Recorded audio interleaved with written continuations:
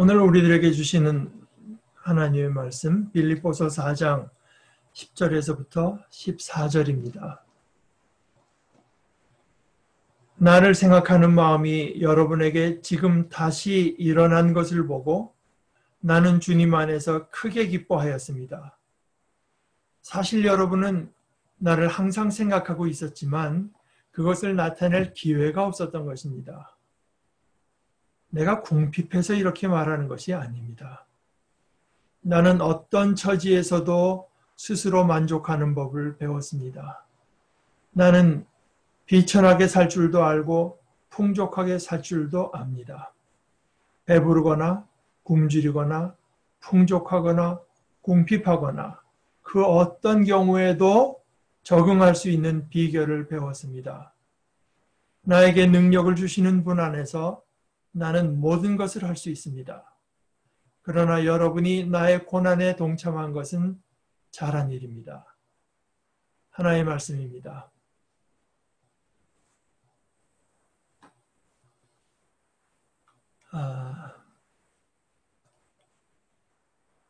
이 코로나 바이러스가 좀처럼 극복될 기미가 보이지 않는 채로 참 많은 여러 달이 흘러가다 보니까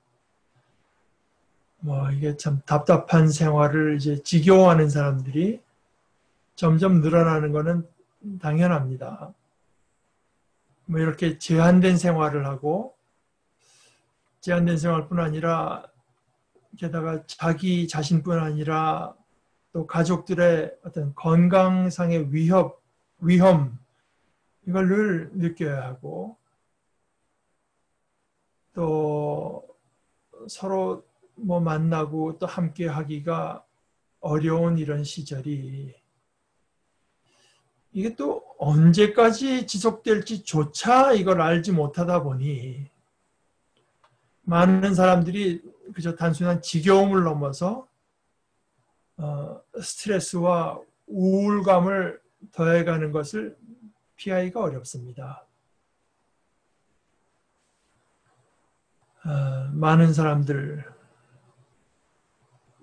특히 그 가운데서 예를 들어서 작은 가게를 운영하던 분들이 먹고 살기가 어려워지고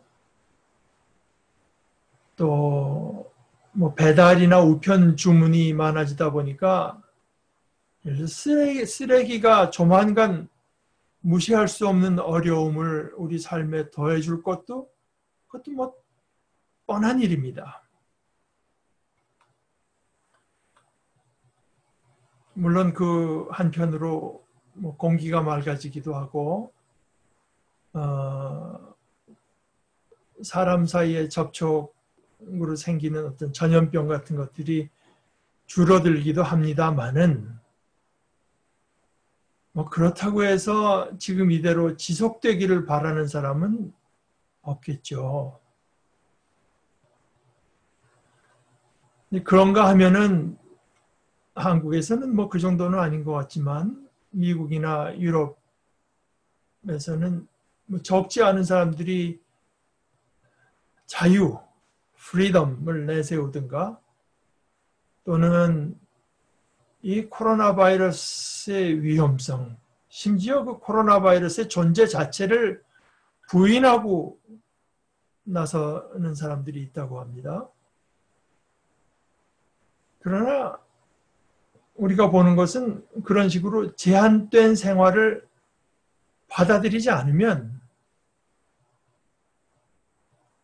자신뿐 아니라 주위의 모든 사람들을 더 큰 위험에 빠뜨릴 뿐이라고 하는 것을 드러내는 통계 숫자들입니다.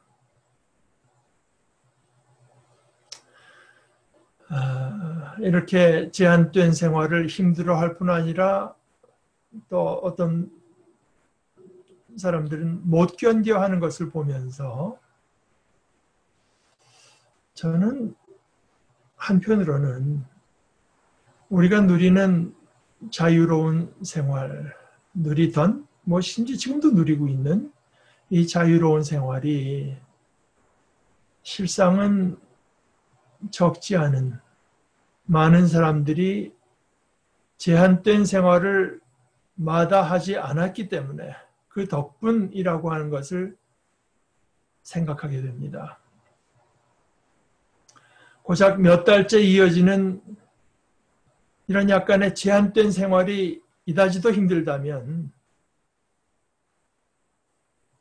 좁은 감방에서 추위와 더위를 겪고 다른 사람들을 만날 기회도 극히 제한된 채로 몇 년씩 지내는 삶이 얼마나 힘들었겠는지, 또 그 덕을 입어서 우리가 이렇게 누리게 된 자유를 지켜낼 책임이 다름 아닌 저 자신에게도 있다는 것을 생각하지 않을 수 없습니다. 그런데 또 다른 한편으로 제게 떠오르는 것은 신앙의 모범입니다. 무엇보다 우리 주님의 모범입니다. 주님 자신께서 인자는 머리 둘 곳도 없다고 말씀하시기도 했거니와 그에 앞서서 무한하신 분, 무한한 자유자께서 인간과 같이 되신 것은 그것은 우리로서는 도저히 이해할 수 없는 고난의 신비입니다. 하나님께서 인간이 되셨을 때 자초하신 제한, 이것을 우리는 실감 비슷한 것도 할 수가 없습니다. 또 오늘 말씀에서 보듯이 사도 바울 같은 분도 또한 훌륭한 신앙의 모범을 남겼습니다. 당시의 감옥 생활이 어땠을까요? 에베소서는 감옥에서 쓴 편지인데요. 아마 추측하기로는 에베소에 있는 감옥이 아니었을까 생각합니다만은 당시 감옥 생활이 어땠겠습니까? 그 감옥에 위험을 무릅쓰고 찾아오는 사람이 얼마나 됐을까요? 이처럼 참 상상하기 어려울 정도의 큰 제한을 겪으면서 오히려 사도에게서는 승리의 고백이 흘러나옵니다. 나는 어떤 처지에서도 스스로 만족하는 법을 배웠습니다. 나는 비천하게 살 줄도 알고 풍족하게 살 줄도 압니다. 배부르거나 굶주리거나 풍족하거나 궁핍하거나 그 어떤 경우에도 적응할 수 있는 비결을 배웠습니다. 바울 사도가 이렇게 편지를 쓰게 된 것은 빌립보 교인들이 이제 헌금을 해서 에바브로디도라는 사람을 통해서 바울 사도에게 도착했기 때문에 그걸 계기로 해서 편지를 쓴 것 같은데요. 이 빌립보 교인들이 보낸 이 사랑의 선물을 받았을 때 사도는 크게 기뻐했다고 합니다. 그런데 자신에게 그 큰 기쁨이 된 것은 물건 자체보다도 돈 자체보다도 그 자기가 사랑하는 형제 자매들 빌립보의 교인들의 마음속에 자신을 생각하는 마음이 다시 일어났다는 사실이었습니다. 이거는 사실 어떤 의미에서는 복음에 대한 생각이 다시 일어났다는 말도 됩니다. 그래서 그것을 말하면서 사도가 거듭 확언하는데요.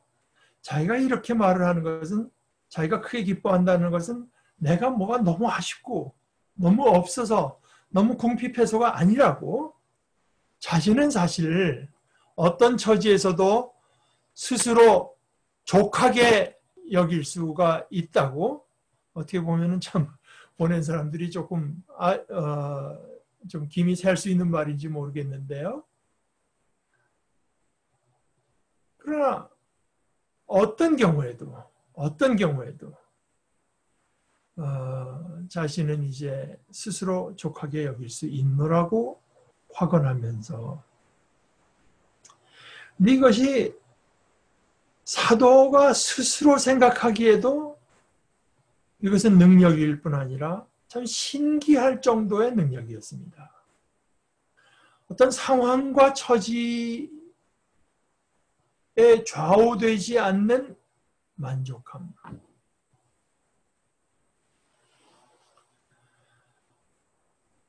그러므로 곧 이어서 이 능력이 어디에서 왔는가, 그리고 이 능력이 과연 어떤 것인가를 말합니다. 나에게 능력을 주시는 분 안에서 나는 모든 것을 할 수 있습니다. 그런데 아마 이것이 바울 사도가 옥에 갇힌 처지가 아니었으면 이런 고백은 나올 수 없지 않았을까요? 옥에 갇힌 처지가 아니었으면 오히려 빌립보 교인이나 우리들은 이런 고백을 들을 수 없었겠죠. 제가 신학을 공부한 학교에 아주 뛰어난 헬라어 학자가 한 분 계셨는데요. 루이빌 시내에 있는 시내에 그분의 무덤이 있습니다. 저희가 헬라어 클래스에서 한번 그분의 무덤을 함께 간 적이 있는데, 그분의 무덤에는 이 빌립보서 1장 22절이 새겨져 있습니다. 나에게는 사는 것이 그리스도이시니 죽는 것도 유익합니다. 죽는 것도 유익하다고 하는 것은 이제 영어로는 gain, 얻는 것입니다. 잃는 것이 아니라. 이렇게 아주 간결한 문구가 새겨져 있습니다. 바울 사도는 지금 감옥에 갇혀서 아직 그 재판을 기다리고 있는 중입니다. 미결수인데요. 그 재판 결과에 따라서는 무죄로는 풀려날 수도 있지만, 반역죄 같은 게 적용이 되면 그냥 목숨을 잃을 사형 선고를 이제 받을 수도 있는 상황인데, 이런 고백 역시 이제 얼마 안 있어서 사형 선고를 받을 수도 있는 상황이었기 때문에 죽음이라고 하는 것을 실제 가능성으로 이제 맞이한 속에서 자신의 신앙을 깊이 되새기면서 얻은 고백이었을 것입니다. 또 저 뒤에 4장에서 주님 안에서 항상 기뻐하십시오. 다시 말합니다. 기뻐하십시오. 여러분의 관용을 모든 사람에게 알리십시오. 주님께서 가까이 오셨습니다. 아무것도 염려하지 말고 여러분이 바라는 것을 감사한 마음으로 하나님께 아뢰십시오. 그리하면 사람의 헤아림을 뛰어넘는 하나님의 평화가 여러분의 마음과 생각을 그리스도 안에서 지켜줄 것입니다. 이런 권면은 이 옥에 갇혀서 참 감사하기 힘들 것 같은 이 사도의 처지, 답답하고 외롭고 괴로운 처지 때문에 이 권면은 오히려 엄청난 권위와 힘을 지니게 됩니다. 지금 말씀드린 이런 말씀들을 읽고 묵상해서 주님의 십자가의 신비, 또 가장 귀한 길인 믿음의 길의 모범, 또 기쁨과 감사와 기도의 권능을 접해서 자신의 믿음을 새로이 하고, 그래서 그야말로 세상을 이길 힘을 얻은 사람들의 수는 지난 2000년간 가히 헤아리기 어려울 것입니다. 이것은 오히려 자유롭게 다니면서 전도하기만 했으면, 그랬으면 얻을 수 없었던 열매들입니다. 생명이라고 하는 것은 이렇게 자기 스스로 생명임을 드러냅니다. 햇빛과 물이 풍부한 데서 싱싱하고 풍성한 푸르름을 드러내기도 하지만요. 춥고 흙이 별로 없는 바위뿐인 곳에서도 경탄할 생명력을 보여주기도 하는 것이 생명입니다. 우리가 함께 나눈 가문비 나무의 노래, 이 책에는 이런 구절이 있습니다. 높은 산으로 올라가다 이제 수목이 더 잘 자라지 못하는 그 한계가 있죠. 수목 한계선 바로 아래의 척박한 환경은 가문비 나무가 생존하는 데는 고난이지만 울림에는 축복입니다. 메마른 땅이라는 위기를 통해서 나무들이 아주 단단해지니까요. 바로 이런 목재가 울림의 소명을 받습니다. 나무들 가운데서 택함을 입어서 소리를 아름다운 소리를 울려내라고 울림의 소명, 부름을 받습니다. 울림의 소명. 이와 연관해서 제게 떠오르는 또 하나의 모범은 우리 페이스북 사진에 늘 계시는 박청환 목사님입니다. 친구가 목회하던 어느 교회에서 목사님이 사경회 성경 집회를 인도하신 적이 있습니다. 거의 30년 전 이야기입니다. 며칠 동안 집회를 모두 마친 뒤에 이 친구가 이제 목사님 부부를 집에서 한 1시간 거리에 있는 그 미국에서도 아주 유명한 그 아웃렛, 커다란 그 아웃렛 상가로 모시고 갔습니다. 근데 사모님이나 목사님 이거 어떠세요? 저거 어떠세요? 근데 목사님이 별로 관심을 보이지 않는데도 친구가 자꾸 뭘 사드리고 싶어가지고 이거 저거 하니까 나중에 목사님께서 하는 수 없이 그 친구에게 미소를 지으시면서 이런 말씀을 하십니다.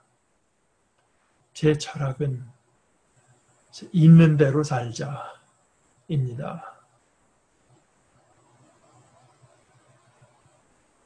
제가 이 미국 워싱턴주의 교회 이제 위임을 받을 때 오셔서 목사님께서 말씀을 전하시고 예배를 마친 뒤에 이제 점심 식사를 할 때였습니다.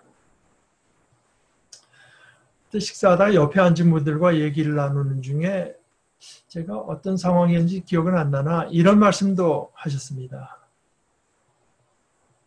저는 어디에 가건 어디에 있건 간에 여기가 좋은 데다. 여기가 좋은 데다. 그렇게 생각합니다.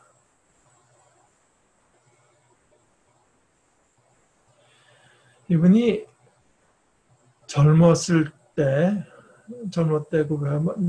제 생각에는 아마 50 정도 되셨을 때는 밀림과 온갖 참 더위가 있던 그 인도네시아에서 그리고 연세 70도 훨씬 넘은 노년에는 모스크바 쪽에 러시아에서 사역을 하신 이야기를 이제 들은 어느 분이 식사하다 그 얘기를 꺼내니까 목사님께서는 웃으시면서 하시는 말씀이 저는 전천후입니다. 전천후.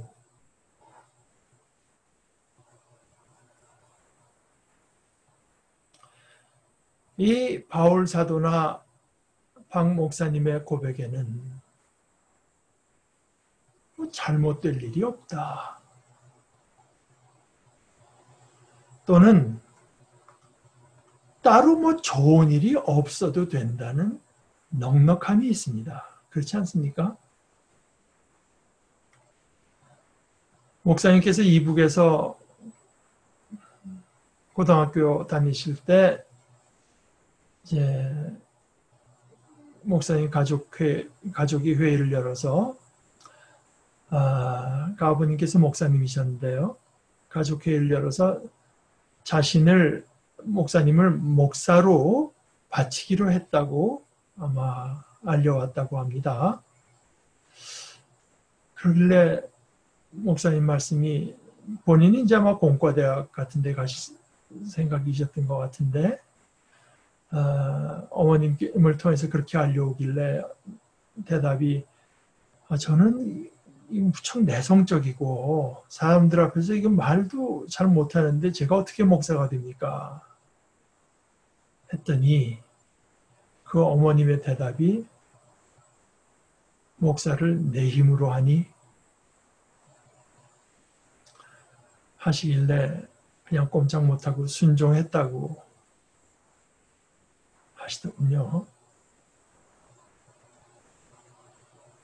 과연 그 후의 삶은 능력 주시는 분 안에서 모든 것을 할 수 있다는 말씀의 실현 과정이었습니다.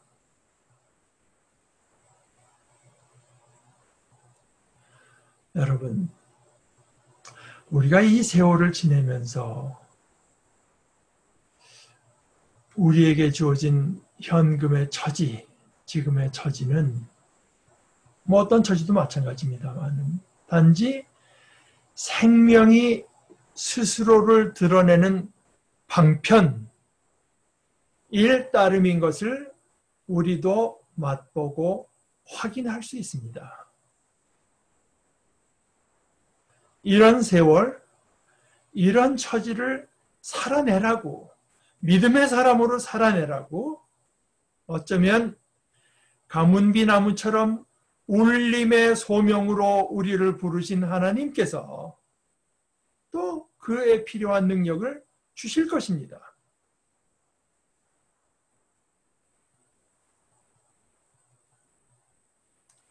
하나님 안에서 나는 모든 것을 할 수 있다. 이렇게 마음을 먹는 것이 중요합니다. 그거는 바울 사도나 신화의 위인들이나 에게나 해당되는 이야기지 하는 것은 겸손이 아니라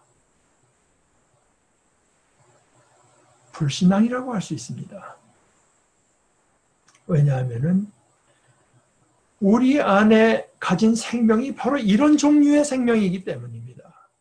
이걸 아는 것이 중요합니다. 이걸 아는 것이요. 요한일서 5장 13절에 이렇게 말했습니다. 나는 하나님의 아들의 이름을 믿는 사람들인 여러분에게 이 글을 씁니다.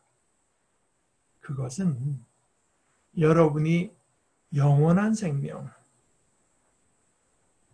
다른 말로 하자면 참 생명, 진짜 생명을 가지고 있다는 것을 알게 하려는 것입니다. 우리에게 능력을 주시는 그분 안에서 우리는 언제나 기뻐할 수 있고 감사할 수 있습니다. 아무것도 염려하지 않고 불평하지 않고 한탄하지 않고 조급해하지 않고 대신 모든 것을 기도와 간구로 하고 우리가 바라는 것을 감사하는 마음으로 하나님께 아뢰십시다. 그럴 때 우리의 그저 이성적인 계산으로는 생각조차 할 수 없던 하나님의 평화가 우리의 마음과 생각을 그리스도 예수 안에서 지켜주시는 것을 맛보게 될 것입니다. 우리 함께 기도하십시다.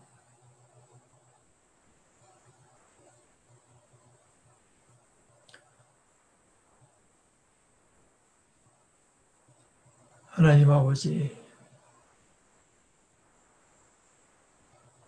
저희의 하나님이 되셔서 하나님의 자녀의 삶을 살아내기에 족한 은혜를 또한 족한 권능을 저희들에게 더하여 주시는 것을 감사합니다. 이것을 기억하고 담대하게 하시고 기뻐하게 하시고 감사하게 하시고 늘 아버지 앞에 기도로 나아가도록 저희들의 삶을 주관하여 주시옵소서. 예수님의 이름으로 기도드리옵나이다. 아멘.